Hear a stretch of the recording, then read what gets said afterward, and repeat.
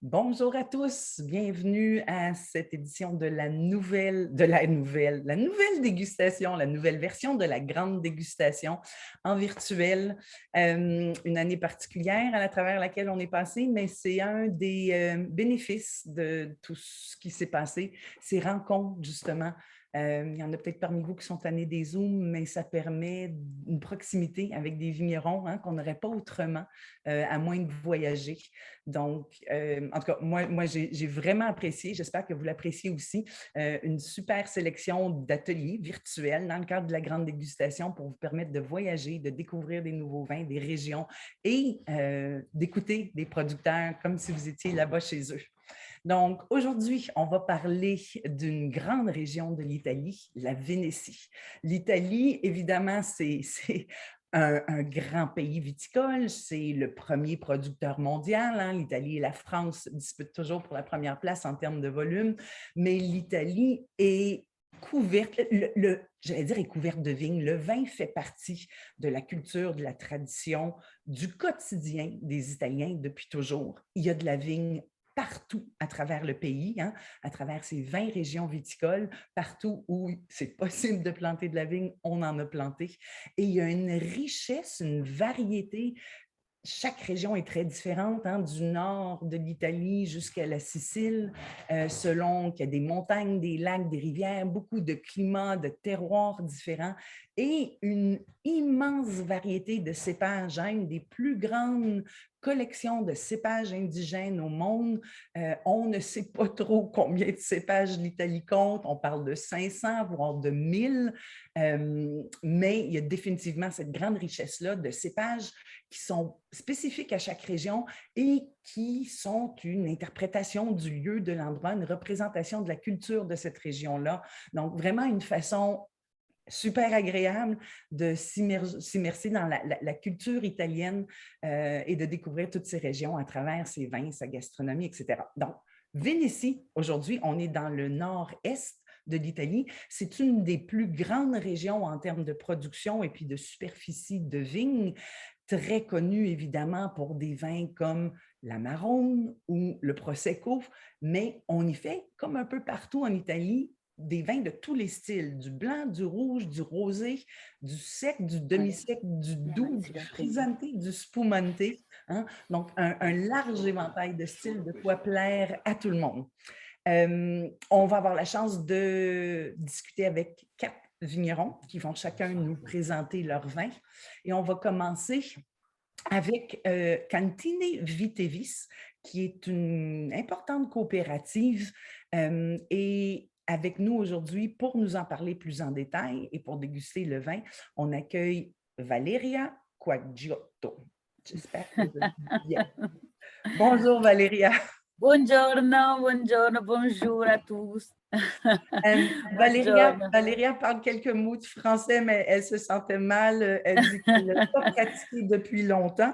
I feel much more comfortable with English. I would like to speak French much better than I do, but bonjour, merci, les mots qui servent pour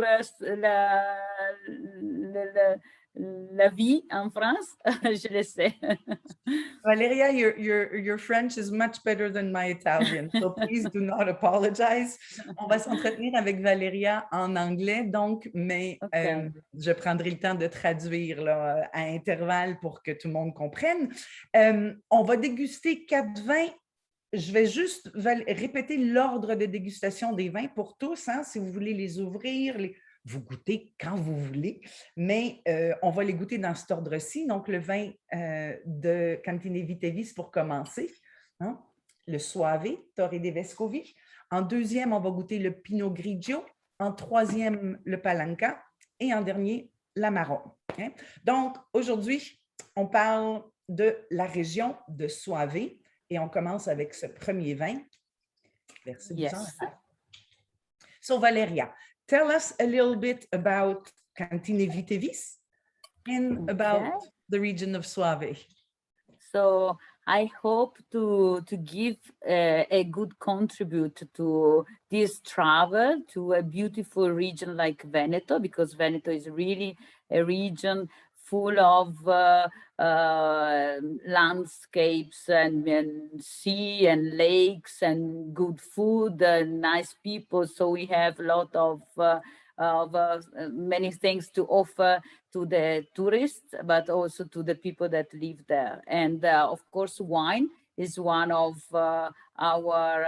is one of our heritage and one of our best product when we welcome somebody in our home, in our house. We used to offer a glass of wine. Soave is one of the most famous white wine of our region, and I think also around the world, because it's pleasant, it's very fresh, zesty white wine, and because the soil is really particular. We are talking about volcanic soil. There was a volcano in this area, and you can. Yes. Sorry, Valeria, because my memory is not that good. I will stop you now just to translate a little bit. Mais Yes. rapidement, ce que Valeria disait, hein, donc évidemment, l'attachement des Italiens au vin, que ça fait partie de la culture, que quand on reçoit à la maison, on accueille les gens en offrant un verre de vin. Hein, donc vraiment, ce côté, le vin fait partie du quotidien, hein, et de la vie de tous les jours des Italiens. Le Soave, qui est une des régions les plus importantes de vin en Vénétie, hein, produit du vin blanc, et des vins blancs qui sont très approchables, qui sont très... il y a des grands vins à Soave aussi, mais il y a beaucoup de ces vins de tous les jours qui sont faciles, qui sont hyper polyvalents, qui sont très frais. Voilà. Et basé dans une région, elle commence à nous parler des particularités de la région. Soave est reconnue, entre autres, justement, pour des sols très particuliers, des sols d'origine volcanique. Sorry, Valeria, please go on. It's fine. Okay. The name of the wine is the name of the place. So Soave is a small village, and it's a small area between Verona and Vicenza region. So our cooperative is, the name is Vitevis, means the strength of vines, because vite, vis in Latin is forza, strength. And our cooperative is very is really located in a beautiful area with and we have the constant work of our 1,350 vine growers. So all our vine growers work hard in the vines for producing our wines. And the total area of the vineyards that we control. So we control completely the production process from the vineyards to the bottle is at this moment currently 2,800 hectares. OK. Alors, le Cantine Vitevis, hein, c'est une coopérative. Cantine en italien, ça signifie coopérative.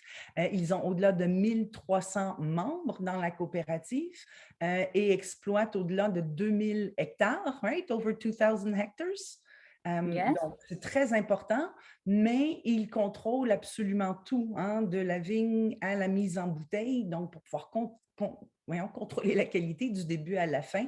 Hein, et le nom de la coopérative, Vitevis, fait référence à la force de la vigne. Hein, mais je dirais aussi probablement la force de l'union, hein, the power of the union, of having so many members. And all these members are families, I imagine. Yes. Of course, the viticulture in our region belongs to a long tradition, and the families are, I think 99% of the families living in Veneto has something to do with vineyards, wine, or somehow they are connected to this beautiful world. But wine, as you know, Veronique, it's not only a juice. Okay, it's something that is more complicated, more complex to express to people, because it's something that is affected by weather condition, the human intervention, and the refinement in the winery. So we have a lot of complex processes to complete, to have the final product in the bottle. And Soave is made by a wonderful grape that I think is one of my best. So it's one of my favorite, because Garganega grape is one of the most versatile grape that we have in this region. Ouais. Donc, pour revenir rapidement sur les membres qui composent la coopérative, on parle de plus de 1300 membres, ce sont des familles, hein, et comme Valéria disait, c'est sûrement pas loin de la réalité, elle dit que près de 99% des gens qui habitent dans le Veneto ont un lien de proche ou de loin avec la vigne, hein. Donc, beaucoup de familles qui ont des exploitations de tailles différentes, certaines très petites, hein, mais qui sont une importante contribution à l'élaboration du vin. Mais il y a les gens, il y a le terroir, il y a le climat, il y a tous ces facteurs qui jouent pour donner le tout qui est le vin, contribuer à son style, son caractère, sa complexité. Mais une grande partie de ce qui fait la particularité de Soave, hein, on est entre les villes de Vérone et de Verona et Vicenza, je sais pas comment, Vicence en français, Vicenza. Hein? Donc, cette grande région de Soave. Le cépage phare ici, sur ces sols volcaniques, c'est le Garganega, que Valéria apprécie particulièrement parce qu'il est très polyvalent. Hein? Yes, because Garganega is a long bunch. Okay, it's an autochthon variety that so it's belonging to our region, and it has really an interesting development, because you can have, of course, the Garganega is, even if it is a white grape variety, we harvest later than Pinot Grigio or other white grapes. And so we start usually starting after the second half of September. And it's a long bunch. Sometimes we have clones of Garganega that are slightly pink, so very aromatic, very, very interesting in terms of shapeability of the product, minerality of the wine, thanks to the soil, which is, as I said, very particular, basaltic rocks, most basaltic rocks. And there's a particular note on the taste for Soave, that is this almond taste, and very, very pleasant finish. So maybe I drink a glass of wine now. Le Garganega est un cépage donc autochtone à la région, hein, qui est vraiment spécifique à Soave. Valéria dit que ce sont des grappes qui sont très longues.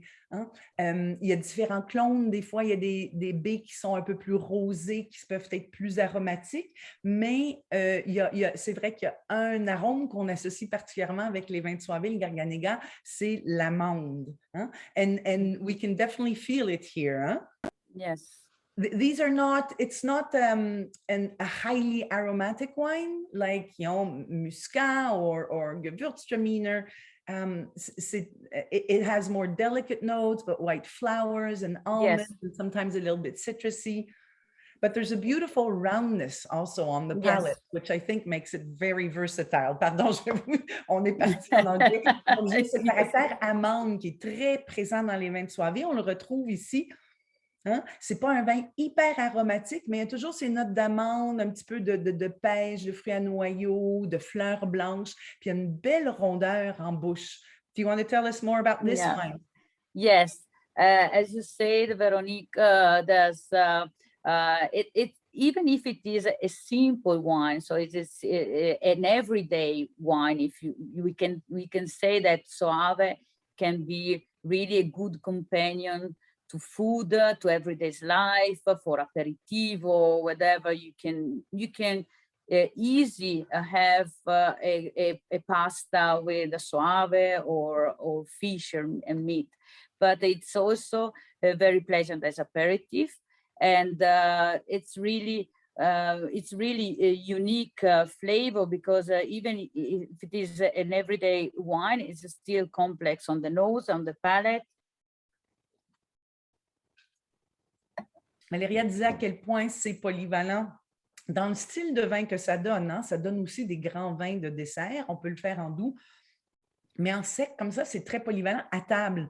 Ça se prend très bien à l'apéritif, mais on peut l'imaginer avec des poissons, avec des fruits de mer, avec un risotto aux fruits de mer, avec des pâtes.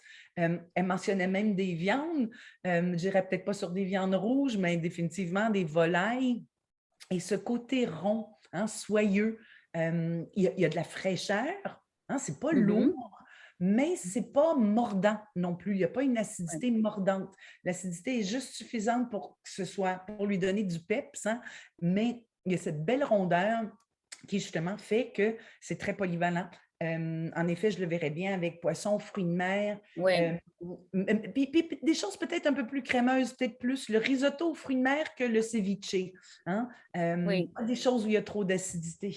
I was just saying how I don't know if you understood, right? But it's like you said, it's very versatile. But I would have it with things that have a bit more roundness, like, you know, rather a seafood risotto than a ceviche, not something with too much acidity, right? Yes, it's a good companion. And as you know, Veronique, we have a full of also very good food in our region. So we invite you all to our region to taste the wines there, to taste our soave there with the good food, with the baccalà alla vicentina, which is our creamy stockfish that we serve with polenta and we cook with milk, very fat, with such a product will be very, very good to serve and to dine with. Non, Valéria nous dit que, bien évidemment, peu importe où on est en Italie, on ne peut pas parler de vin sans parler de gastronomie. Elle vous invite tous à aller les visiter. Elle parlait d'une spécialité locale, hein, du poisson qui est poché, qui est fait un peu avec du lait, avec de la polenta, hein, ce côté crémeux, mais on va quand même chercher des produits de la mer frais, une salinité, donc ce mélange de douceur crémeuse et puis de salinité de poisson ou de fruits de mer. C'est vraiment tout indiqué pour le soivé. And we didn't mention, but you talked about the volcanic soils a lot, but the beautiful hills also. Of course, on n'est pas dans une contrée plate ici, on est vraiment au pied de collines. Hein. Toute la région de Soavé s'inscrit dans des vallées qui sont dans des collines et les paysages sont magnifiques. The landscape is as beautiful as the wine. Yes. We wait for you and we wait for people to visit this beautiful landscape because it's really worth and it's really unique area, unique wines and nice people as well. Et je finirai en disant le rapport qualité-prix. Hein, on est ici sur un vin qui est largement en dessous des 15 $11,60 donc d'un excellent rapport qualité-prix. Encore une fois, à Soavé, vous allez trouver des vins, des crus, hein, des vins très haut de gamme, mais beaucoup de ces vins de tous les jours, justement, qui exemplifient un peu la culture italienne du vin à table, du vin quand on reçoit, de toujours accueillir les gens avec un verre de vin. Donc, une région magnifique à découvrir. Et puis, dans ce cas ici, un vin d'un excellent rapport qualité-prix, très passe-partout. I was just saying what a great value also the wine is. And I have a sweet spot for cooperatives. I love the principle. You know, we tend to think of cooperatives as big and volume, but when cooperatives work well, it's beautiful principles, right? Of cooperation and collaboration and together shining the light on the tradition of a region. Our main aim is to protect and to maintain and to keep the value of our vine growers, but also all the autochthon varieties that we have in our area, because otherwise it will be missing a part of our traditional viticulture. So our aim as a cooperative is to protect this world, to bring around the world, because and to make people know of our beautiful area, of our beautiful wines. And so we try to have to take care of every glass of wine as our son. And Donc chaque verre de vin est pour eux un de leurs enfants. Hein. Le but de la coopérative est vraiment de valoriser le travail de toutes ces familles, des cépages indigènes de la région et des traditions de cette région de Soave au cœur de la Vénétie. Hein. Encore une fois, on est vers l'ouest de la Vénétie en allant vers le lac de Garde. Valeria, merci beaucoup pour votre temps. Grazie e alla salute. Salute. On va donc continuer notre dégustation de ce matin, notre tour de la Vénétie avec un autre vin blanc, mais cette fois-ci, on part vers l'est. Hein? On était dans l'ouest, près du lac de Garde, dans la région de Soave. Maintenant, on s'en va à l'est, au nord de Venise, dans les magnifiques collines autour de Conegliano et de Valdobbiadene. Et on va retrouver Signore Ivo Nardi de l'entreprise Perlage, qui va nous présenter un vin blanc, le Pinot Grigio delle Venezie de Terraviva. Monsieur Nardi. Alors, merci pour être ici. C'est une grande opportunité pour nous d'expliquer notre terroir. Ce que vous voyez arrière moi, sont les collines du Conegliano Valdobbiadene. C'est ce qu'on voit dans notre fenêtre, dans notre bureau. Et là, on a la production du raisin Glera avec lequel on va produire le Prosecco spumante. Et le terroir, jusqu'à 2019, il est arrivé à avoir la certification UNESCO, héritage UNESCO, parce que c'est vraiment joli à visiter et c'est émotionnel hein, à le voir. Dans la plaine, en différence de la plaine, on va cultiver surtout le pinot gris. C'est les produits qu'on va commercialiser dans la SAC, dans le Québec, et on peut goûter là. Et c'est un terroir très fraîche parce que la région elle a une bonne humidité. C'est la région plus importante sur le profil viticole de l'Italie. Et le Pinot Gris, il va être, après le Prosecco, le deuxième produit d'importance et de commercialisation. Je vous arrête un tout petit peu, Ivo. Le paysage est vraiment magnifique, il y a de quoi faire rêver. Ces collines sont... Mais il ne faut pas oublier, on est au pied des Alpes un peu, non? C'est le début de par une journée claire. Est-ce que vous voyez les Alpes? Pas vraiment, mais elles sont tout près parce qu'on est au milieu entre Venise et les Alpes. On est à 80 km de Venise et à 80 km de Cortina, que c'est la perla des Alpes. Et comme ça, c'est facile, c'est intéressant aussi le tourisme qui marche, c'est très important parce que Venise, c'est le site, la cité plus visitée. Et les Alpes aussi dans les mois d'hiver pour le ski, comme ça. C'est juste que ce sont des paysages merveilleux. Vous avez parlé du Pinot Gris. C'est vrai que quand on pense à la Vénétie, on pense beaucoup au Prosecco, au Soave. Le Pinot Grigio, hein, qui est le même cépage que le Pinot Gris, a eu un succès énorme dans les dernières années, comme le Prosecco. Et on en fait un peu partout dans le monde. On en fait en Sicile, on en fait en Californie, mais le lieu d'origine, ou en tout cas, moi je dis souvent aux gens, s'ils veulent goûter des vrais Pinot Grigio italiens, il faut être dans le nord-est, il faut être en Vénétie, en Friuli, en Trentino.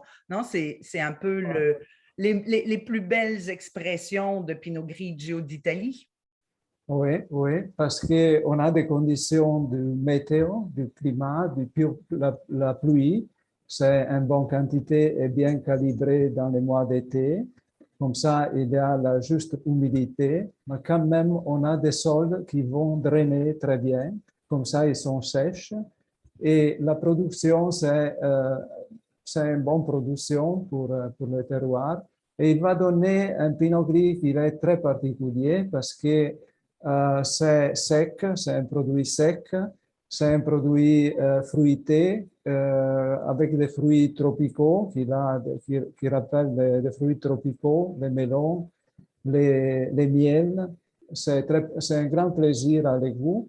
Et il a quand même un bon corps qui c'est facile à combiner avec beaucoup de viande, sûrement avec les huîtres, sûrement avec les poissons, les fruits de mer, mais aussi avec de la viande et beaucoup d'autres choses. Et avant de parler un peu plus précisément du vin, c'est très important, puis c'est quelque chose qui compte de plus en plus pour les consommateurs. C'est un vin qui est en bio. Oui, oui. Et toute votre production est en bio? Oui, la cave, elle est bio jusqu'à les 85. Comme ça, ils sont presque un peu moins de 40 ans qui ont fait du bio. On est la cave qui représente cette méthode ici, qui est aussi bien observée maintenant parce qu'il y a beaucoup d'autres producteurs qui sont intéressés à commencer la production biologique. Comme ça, ils viennent à demander à nous à savoir de notre expérience pour connaître comment faire, parce que quand même, on peut obtenir de bonnes qualités de raisins et bonne qualité de vin. Dans la bouteille, on a la certification européenne qu'on voit ici, c'est la certification verte. Ça signifie que dans la loi de l'Europe, il y a eu quelqu'un qui est arrivé à la cave, il a effectué des contrôles, que tout s'est respecté, surtout on ne peut pas utiliser des pesticides, on ne peut pas utiliser des molécules de la chimie, mais seulement des matériaux naturels. La fertilisation, c'est naturel. Et pardon, il y a des limitations aussi sur les sulfites. Hein? Par exemple, il y a beaucoup moins de sulfites dans un vin bio que dans des vins conventionnels. Hein? C'est plus réglementé. Oui, ça, il y a une restriction européenne, mais aussi canadienne. Parce que dans le Canada, on est obligé à respecter les 100 mg par litre. Et ça a été très intéressant parce que nous a obligés à expérimenter des solutions pour arriver à respecter ces limites. C'était pas facile d'arriver à ça, non? Parce que l'habitude, la tradition porte normalement à avoir des quantités de sulfite beaucoup plus haut. Autre chose intéressante, c'est la certification vegan. C'est quelque chose qui est très intéressant pour les jeunes consommateurs, mais aussi bien combiné à la production biologique. Et ça signifie que dans les procès de vinification, on ne va pas utiliser des protéines animaux. Normalement, dans la tradition, on peut utiliser des caséines ou albumines pour clarifier le vin, pour les rendre clairs, non? Et pour la certification vegan, ce n'est pas possible d'utiliser ça. Et l'alternative, c'est utiliser des protéines qui sont dérivées de la levure qu'ils utilisent dans le vin. Comme ça, sont des levures, sont des protéines végétales. Et utilisant ça, on peut avoir cette certification. Je vais juste faire une petite précision parce que beaucoup de gens ne comprennent pas. Des fois, ils se demandent comment ça, il y a du poisson dans le vin ou il y a... Et donc, ce sont des choses qui sont utilisées pour clarifier le vin. Hein? Vous avez peut-être déjà entendu parler, ça se fait par exemple à certains endroits avec du blanc d'œuf. Mais c'est des matières qu'on va rajouter au vin qui vont coaguler avec des particules pour clarifier, un peu filtrer le vin. Et il y a des ingrédients d'origine animale qui sont utilisés pour faire ça, mais comme de l'œuf, hein, mais qui sont en général ensuite filtrés. Et ce n'est pas comme s'il y avait de l'œuf ou du poisson dans votre vin, mais il peut y avoir quelques traces d'eux. Donc, d'où ces mentions véganes. Donc, c'est un effort qui est fait justement pour trouver des agents de clarification qui ne sont pas d'origine animale. Et il y a beaucoup d'options aujourd'hui d'origine végétale, hein. Donc, c'est rien de bizarre, c'est rien d'illégal, mais les gens ne comprennent pas des fois quand on leur parle d'un vin vegan, ils disent, ben, ou quand on dit il peut y avoir des traces de poisson ou de quoi que ce soit dans ce vin, hein, ce n'est pas des choses, ce n'est pas des ingrédients principaux dans l'élaboration d'un vin, c'est vraiment juste un agent de clarification qui est ensuite retiré du vin aussi, mais il peut y avoir des traces donc d'où la déclaration. Voilà, je voulais juste le mentionner parce que les gens ne comprennent pas toujours, ils ont un peu bien fait, très bien fait. Et comme donc, ça ça, s'inscrit dans votre volonté très naturelle hein, de travailler en bio, d'utiliser le moins d'intrants, hein, de produits ajoutés au vin ou ce qui est utilisé, on essaie que ce soit le plus naturel possible. Oui, oui. Parce que la conception du vignoble, c'est comme avoir un système écologique qu'on doit régler, pas, en respectant toute la vitalité qu'on a à l'intérieur. Comme ça, on doit respecter les micro-organismes, on doit respecter la vitalité du sol et on doit seulement avoir régler toute la vitalité pour avoir notre bon raisin, notre bonne qualité de raisin. Mais quand on s'en va, tout le système doit retrouver son équilibre naturel. C'est ça, très important. Conserver la vitalité. Et donc, ça se traduit dans le vin. Hein. Comme vous disiez, le vin, ce Pinot Grigio-là, est aussi très polyvalent, aussi d'un très bon rapport qualité-prix. Il y a un peu plus sur la fraîcheur, hein, un peu moins rond qu'on avait avec le Soavé, mais vous parliez des notes de melon, de miel, de pomme. Ouais. J'adore l'accord avec les huîtres. Hein. On pourrait même faire une petite mignonnette à la pomme verte avec des huîtres. Mais encore une fois, des poissons, des fruits de mer frais, mais là, on peut les cuisiner avec des agrumes, avec des herbes fraîches, hein, pour mettre l'accent justement sur la fraîcheur du vin, presque une légère salinité. Hein. Mais donc, idéal pour, encore une fois, des poissons et des fruits de mer, ou, comme vous disiez, les huîtres, j'aime beaucoup. Ouais. Aussi pour l'apéritif, hein, ça marche. Ouais. Ça Bon. ouvre l'appétit et c'est léger. Hein? C'est un vin qui fait 12% d'alcool. Donc, en effet, très digeste. On aime ça. Ça nous permet d'en boire plus. Oui, et il a aussi un bon prix parce qu'on les trouve dans les shops du sac à 15 heures, à 15 non, 15 dollars 80. Et avec capsule à vis, hein, les deux vins blancs qu'on avait ont une capsule à vis, donc hyper pratique. C'est un vin, j'espère que vous n'avez pas hésité à les ouvrir à la maison parce que ça se garde super bien. Vous pouvez le boire encore demain si vous ne finissez pas tout aujourd'hui. Donc voilà, n'hésitez pas à ouvrir tous les vins. Signor Enardi, merci Merci à vous. infiniment pour votre temps. Merci de nous avoir fait voyager. J'ai du mal à croire que c'est votre vue du bureau. On en aimerait bien une comme ça, mais on ira vous visiter un de ces jours. Bien sûr, je vous attends. Hein? Merci. Merci beaucoup, M. Nardi. Au revoir.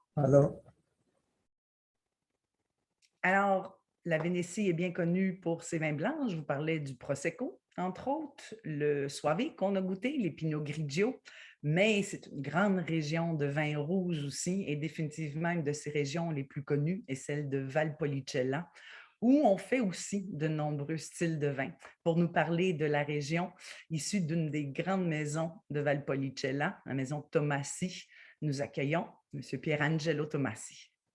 Grazie, merci. Bonjour à tout le monde. Bienvenue.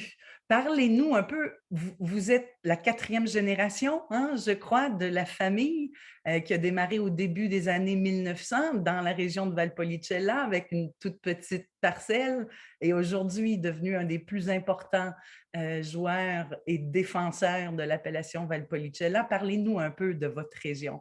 Oui, grazie Véronique. I prefer to switch in English actually, if you don't mind. Not at all.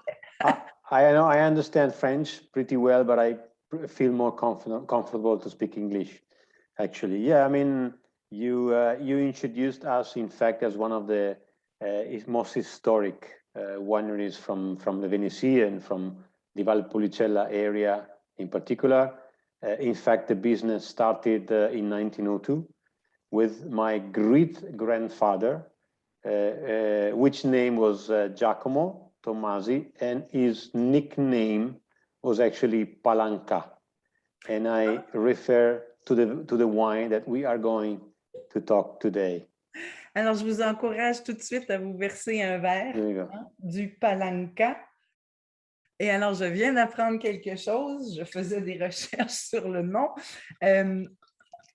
Pierangelo nous confirmait que ça a été fondé par son arrière-grand-père en 1902. Hein?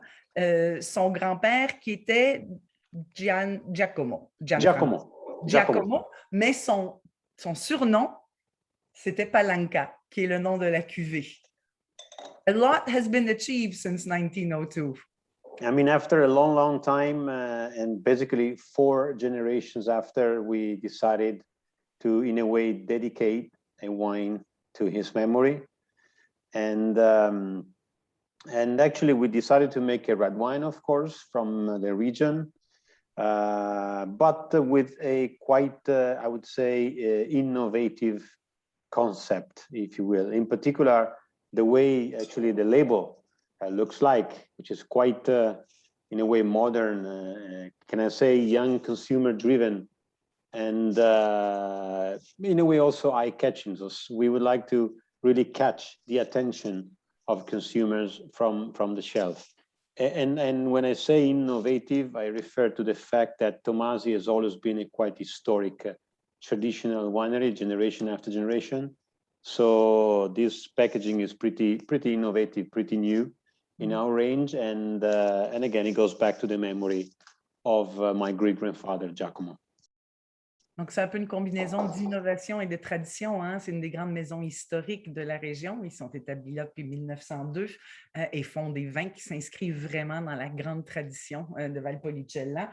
Mais là, c'est une étiquette un peu plus moderne, justement, qui s'adresse à des consommateurs plus jeunes avec une étiquette qui attire l'œil, hein? Et c'est le but recherché. Vous verrez, ils ont aussi des étiquettes qui sont beaucoup plus traditionnelles pour les vins comme l'Amarone, mais c'est encore basé sur les cépages de la Valpolicella. Hein? We are in Valpolicella here, and it's still Valpolicella grapes. Yeah, let's say 2/3, in a sense that Corvina and Rondinella grapes are by far the historic grapes from the region.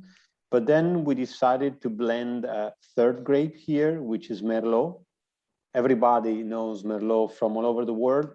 You grow Merlot in the Valpolicella area as well, but you don't consider this grape historic from the region. It's been in a way adapted, imported, if you like.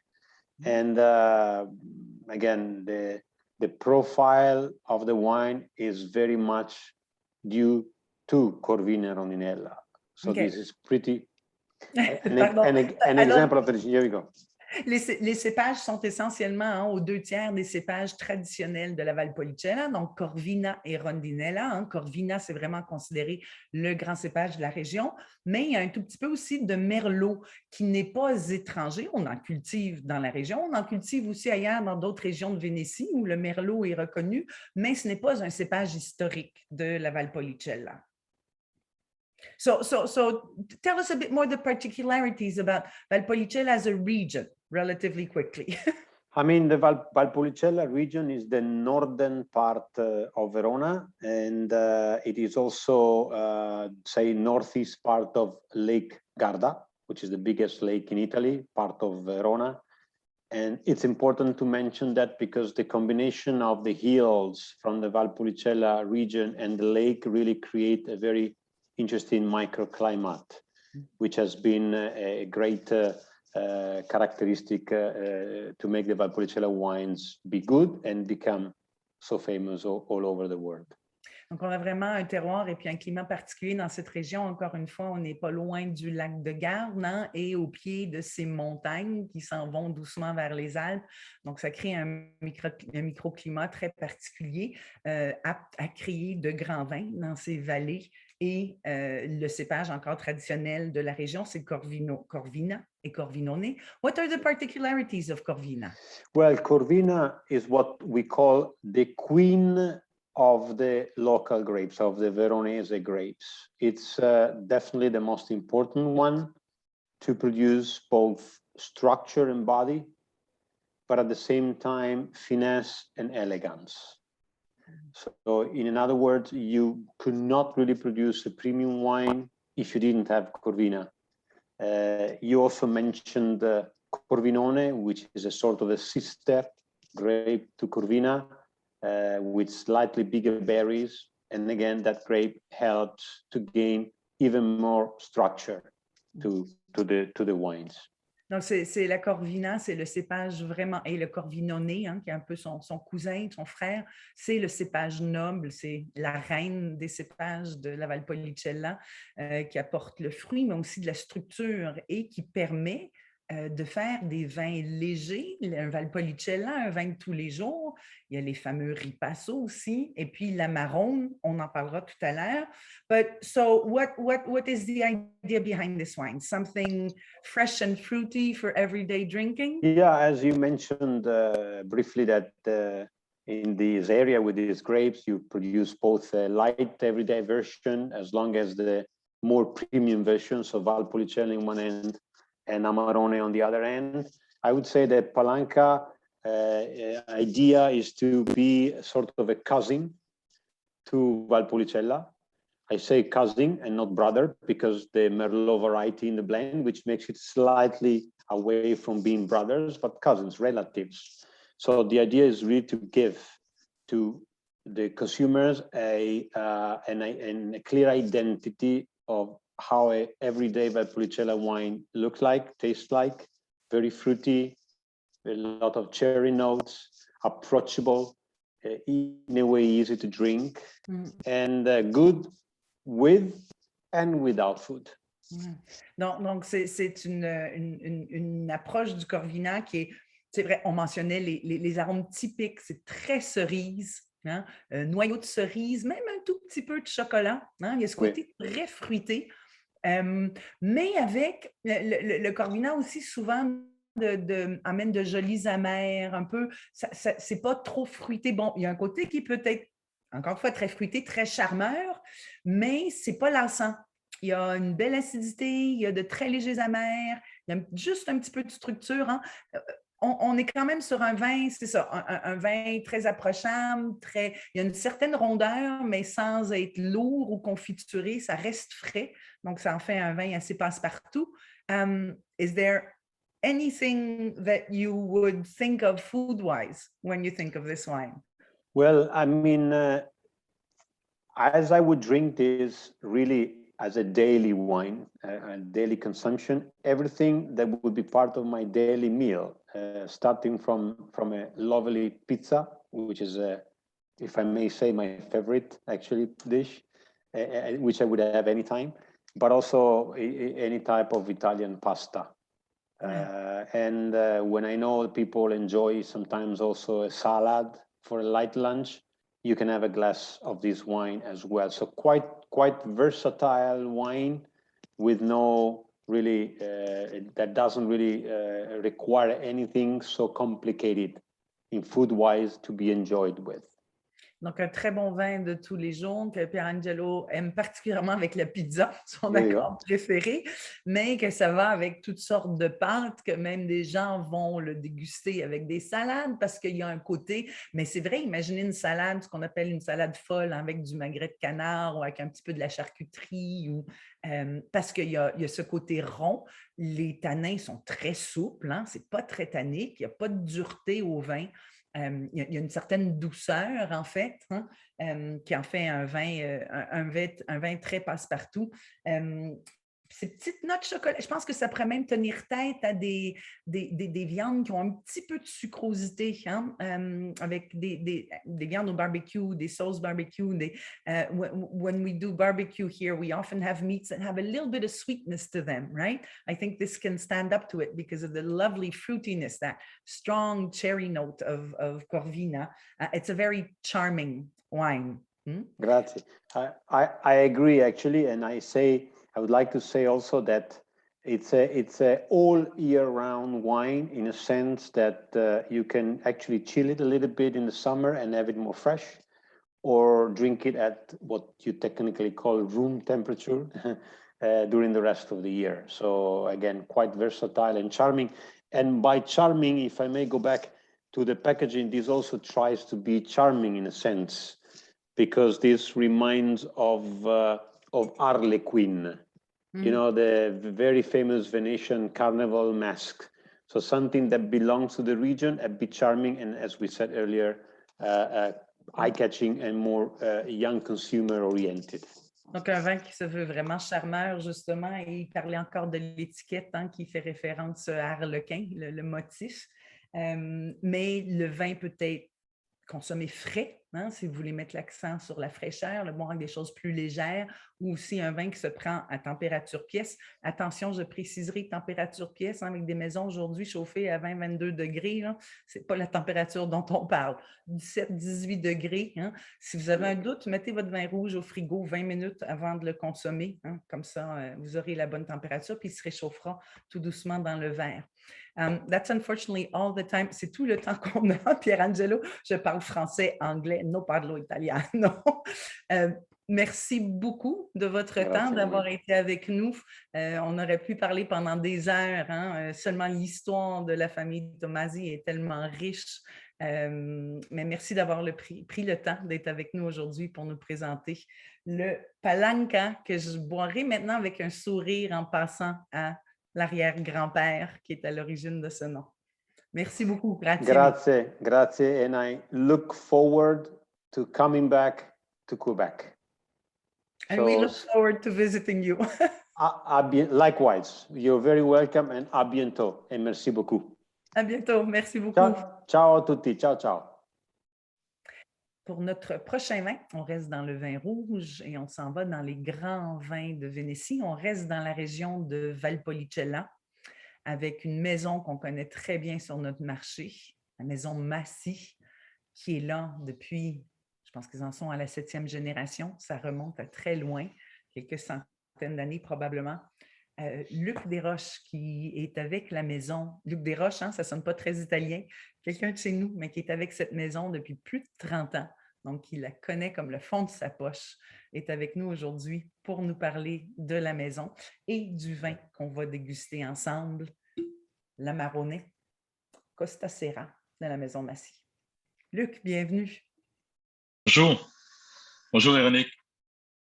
Bienvenue parmi nous. Alors, on a parlé un tout petit peu déjà avec Pierangelo Tomasi de la région de Valpolicella. Donc on est dans ces merveilleuses collines non loin du lac de Garde, avec ces cépages uniques, indigènes, Corvina en tête, avec Rondinella et d'autres. On est donc toujours sur ces cépages-là, mais l'Amarone, donc tu peux peut-être nous dire quelques mots sur la maison, mais l'Amarone, on pourrait en parler pendant des heures. C'est tellement un vin historique, riche de tradition, puis d'un savoir-faire vraiment unique. Oui, l'Amarone, c'est un vin unique. C'est un vin qui est assez spécial pour une bonne raison, c'est que c'est un vin qui amène l'art de l'appassimento ou l'art de sécher les raisins sur des grands lits de bambou pendant 4 mois, vraiment à son maximum. L'Amarone, c'est un vin, comme tu disais, c'est des cépages locaux. Donc, on est dans le Valpolicella Classico avec l'Amarone Costa Serra de Massi. Donc, ce sont des vignobles qui sont logés dans les vallées du Valpolicella. Et puis, on parle, comme tu disais, principalement de Corvina. Chez nous, on utilise la Rondinella, la Molinara, qui sont 2 autres cépages locaux du Valpolicella. Mais ce qu'on veut, on veut faire un vin riche, un vin soyeux. La beauté... tu me coupes, parce que tu as parlé d'appassimento, OK? Fait que moi, c'est quoi ça, cette bête-là? Là? Explique-nous qu'est-ce que c'est l'appassimento. Okay. Bon, l'appassimento, dans le fond, là, ce que je dis toujours qu'il faut comprendre, c'est que le Valpolicella, on est à côté, ces montagnes qui mènent à l'Autriche, à la Suisse, au sud de l'Allemagne. Et puis, on sait que ces pays-là, ce n'est pas des producteurs de vin rouge. Donc, comment dans le Valpolicella, on fait des gros vins rouges riches, comme l'Amarone, ben, c'est en utilisant une technique bien spéciale. Donc, à partir du mois de septembre, quand on cueille les raisins, on s'assure qu'on garde une belle acidité dans les raisins, puis on va étendre les bunches de raisins, les grappes de raisins, on va les étendre sur des grands lits de bambou. Puis là, on va les mettre dans ce qu'on appelle les drying lofts ou les endroits d'appassimento. Et puis, on va faire sécher les raisins pendant une période de 4 mois. Donc, de septembre à janvier, les raisins vont perdre à peu près 35 à 40 de leur poids, donc de leur eau principalement. Ça. Puis Et donc, ça ben, concentre tout le reste, c'est et ça? voilà. C'est un petit peu sur le même principe des vins de glace qu'on connaît ou encore des late harvest qu'on a en Allemagne puis en Alsace. Sauf que là-bas, on va faire le séchage sur la vigne. Dans le vin de glace, on va attendre que la glace ait enlevé l'eau. Nous, ce qu'on fait, c'est qu'on les met dans un endroit de séchage, puis là, on les laisse évaporer leur eau pendant une période de 4 mois. C'est évident que c'est... Excuse-moi, Luc, mais là, tu parles de vin de glace puis de la grosse différence ici. On fait sécher le raisin pour concentrer les sucres, entre autres, sauf que ça ne fait pas du vin doux. Non. Et c'est ça qui est important, c'est qu'on va vinifier totalement.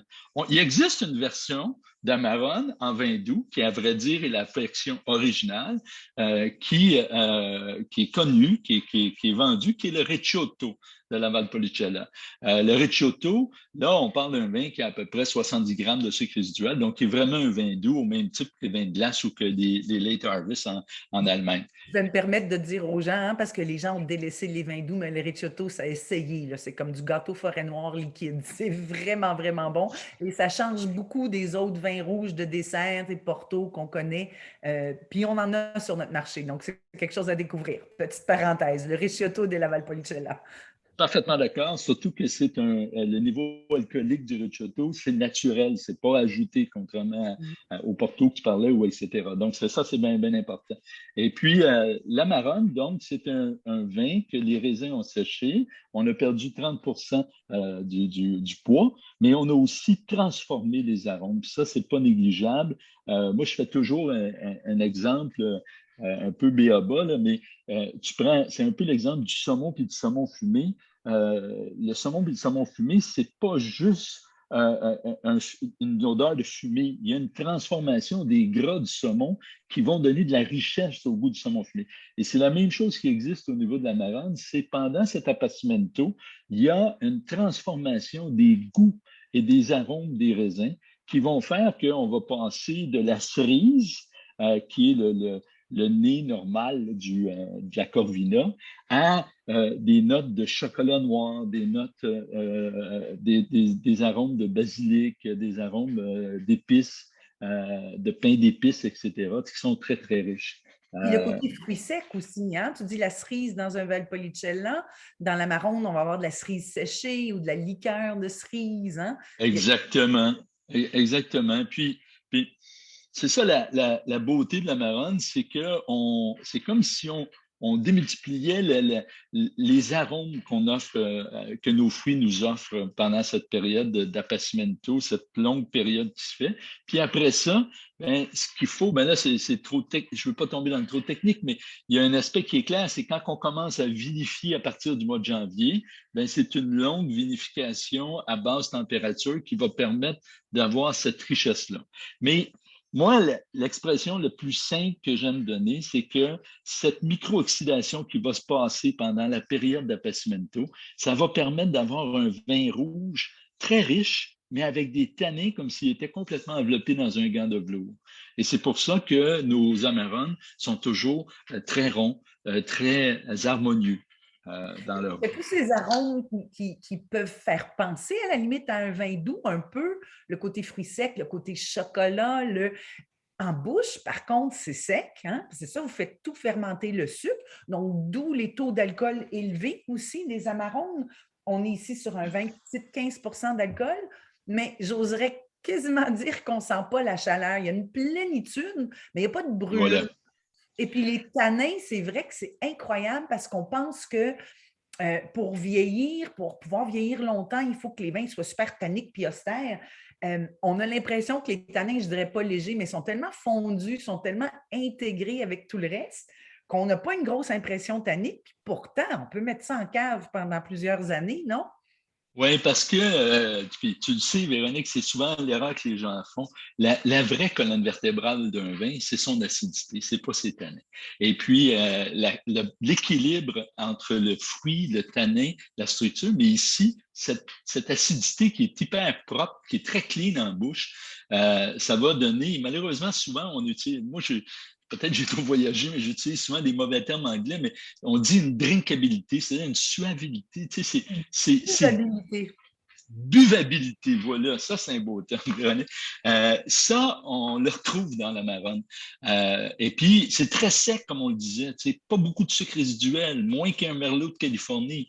Donc, on a cette buvabilité qui va faire en sorte qu'on a le goût d'en reprendre. Et puis, souvent, l'erreur qu'on pense, c'est qu'un Amarone, c'est bon après uniquement 15 ans. La méthode de vinification moderne, où ce qu'on fait extrêmement attention aux oxydations pendant la vinification, va faire en sorte que les Amarones, même sur un millésime comme le 2016 actuellement, et déjà donnent du plaisir en jeune. On va le mettre 10 ans en cave, ça va être fantastique parce que là, il va y avoir une complexité qui va se développer qui va faire que ça va être extrêmement agréable. Mais ce que la famille Boscaini a fait, ce que Sandro Boscaini, qui est surnommé Monsieur Amarone, a fait, ça a été d'assurer une vinification de l'Amarone tout en limitant son oxydation puis en donnant toute la présence aux fruits dans ce produit-là. Pour mettre vraiment de l'avant le fruit, garder de la fraîcheur, c'est ça, puis pas... Et j'y ai fait référence un petit peu plus tôt, ces très jolis amers aussi qu'on retrouve des fois qui viennent équilibrer la richesse. Hein, tu sais. Il y a l'acidité, mais il y a des notes, là, on reste comme sur la peau de cerise, le noyau de cerise, des Un notes un petit peu... côté noyau, c'est ça. Il y a ce côté petit noyau là, qui est super agréable. Il faut se rappeler que Amarone, le mot amaro en italien réfère à l'amertume. Et les Italiens, c'est un peuple, j'ai eu la chance de vivre là-bas pendant plusieurs années, c'est un peuple qui connaissent et maîtrisent la mer. Tu sais, la mer, c'est un goût qui s'acquiert, c'est pas un goût qui est inné. Et puis, les Italiens, c'est très précieux, la mer, pour eux. Ils vont avoir des herbes, ils vont avoir des sauces, ils vont avoir toutes sortes de plats. On connaît évidemment le spritz, puis l'apérole et ces boissons d'herbe qui servent en apéro. Mais l'amarone, donc, ça revient à amaro, amer, et il y a cette beauté d'amertume à l'intérieur du vin qui va faire sa complexité, effectivement. Pour terminer, justement, on boit ça quand? Avec quoi? C'est pas un vin d'apéro. On peut peut-être le traiter de vin de méditation. Hein? Moi, je connais beaucoup de gens qui vont prendre l'Amarone, en fait, à la fin du repas ou simplement au coin du feu, une soirée d'hiver, quelque chose de réconfortant. Mais c'est un vin italien qui s'inscrit dans la tradition italienne et les Italiens font des vins pour la table. Alors, qu'est-ce qu'on mange Ouais. avec l'Amarone? Écoute, un grand classique, c'est évidemment l'ossobuco. C'est sûr que si on prend un plat avec, ça va être souvent des plats au four, des plats cuisinés, des plats marinés, la joue de bœuf, l'ossobuco vont très bien paraître avec un amarone. Quand l'amarone est un peu plus vieux, il va aller sur les fromages affinés, les fromages de type grana. Que ce soit le Grana Padano, qui est de notre région, le Valpolicella, ou le Parmigiano Reggiano. Ce sont des fromages qui vont super bien. Tous les types Grana vont aller très, très bien avec ça. Et quand on a un très, très vieil Amarone, il y en a pour plusieurs qui, effectivement, autour d'un feu avec un bon cigare, ça va être le partenaire idéal. C'est un vin de méditation. Ouais. Ben, on peut probablement jouer aussi sur les notes de cerise, j'imagine des viandes rouges ou même du gibier, tu sais, avec des petits fruits des bois ou avec de la cerise. Si vous faites une viande avec une sauce au cacao, en restant dans le savory, pas dans le sucré, mais une sauce au cacao, ça pourrait être vraiment, vraiment top avec un vin comme ça. Lapin faisan avec une sauce aux cerises, c'est génial, effectivement. Moi, je commence à avoir faim. Merci tellement pour ton temps et pour Toujours un plaisir, Véronique. toutes ces Ça nous années. arrive pas assez souvent. Ouais, et toutes ces années, sérieusement, avoir fait la promotion des vins de Vénétie et en particulier ceux de Mazie sur le marché nord-américain, puis au Canada, puis au Québec en particulier. Sûrement beaucoup de gens sont devenus familiers avec ces vins-là grâce à toi. Donc, merci, puis merci d'avoir pris le temps d'avoir été là avec nous aujourd'hui. Et on va quand même finir sur une note italienne, hein? Salute! Salute. Grazie. Ciao. Merci. Ciao. Messieurs, dames, c'est ce qui conclut notre tour de la Vénétie aujourd'hui. Dégustation de ces 4 vins. Ce n'est qu'un aperçu du riche patrimoine viticole de la Vénétie, mais on a touché vraiment à des appellations importantes comme Soave, Valpolicella, Amarone, bref, une petite fenêtre, une petite ouverture sur cette magnifique terre viticole avec de grands vins et une grande gastronomie aussi, mais c'est comme ça dans toutes les régions d'Italie. On aime boire, on aime bien manger et en bonne compagnie. C'est ce que je vous souhaite. Profitez bien de ces vins-là. Je doute que vous les ayez tous bu d'un coup. Ils vont tous bien se garder sur un jour ou deux. Vous remettez le bouchon, vous les gardez au frigo. Profitez-en pour les déguster à plusieurs reprises, voir comment ils évoluent, puis les essayer à table. Parce que le grand bonheur de la vie, c'est sans du bon vin, de la bonne bouffe et des bons amis autour d'une table. Merci à tous. Bonne dégustation et continuez à découvrir. Salutez!